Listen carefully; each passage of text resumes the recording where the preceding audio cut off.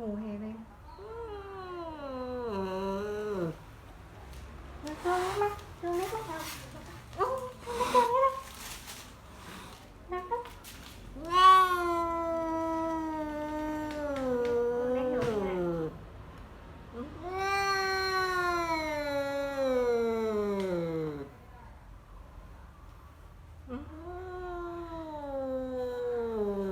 ตัวเล็กอยู่ตรงนี้นะครับตัวเล็กตัวเล็กน้องหางทอดตะโค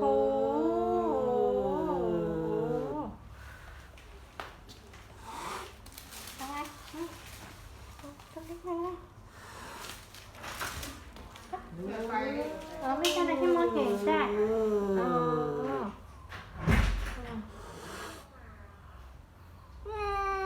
น้องคนนี้เป็นเด็กผู้ชายนะคะเนี่ยเด็กผู้ชายครับเนี่ยเด็กผู้ชาย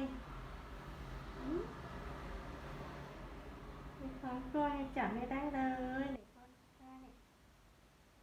นะครับเด็กผู้ชายนี่คือเด็กผู้ชายนะครับ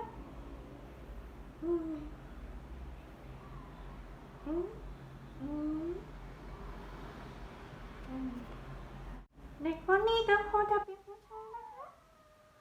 คะลองดูหน่อยเลยเนี่ยเห็นไหมครับมันคงจะเป็นเด็กผู้ชายไม่รู้เด็กผู้ชายเด็กผู้หญิงเนี่ยเราเป็นเด็กผู้ชายเราเด็กผู้หญิงคะ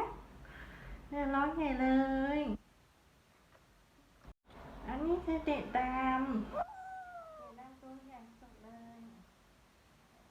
ดำครับร้องเลยครับน้องเขาจะเป็นเด็ก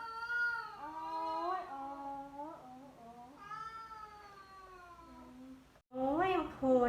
จะลูกตัวหมดเนี่ยนะขู่จะลูกตัวหมดเนี่ยเราอะ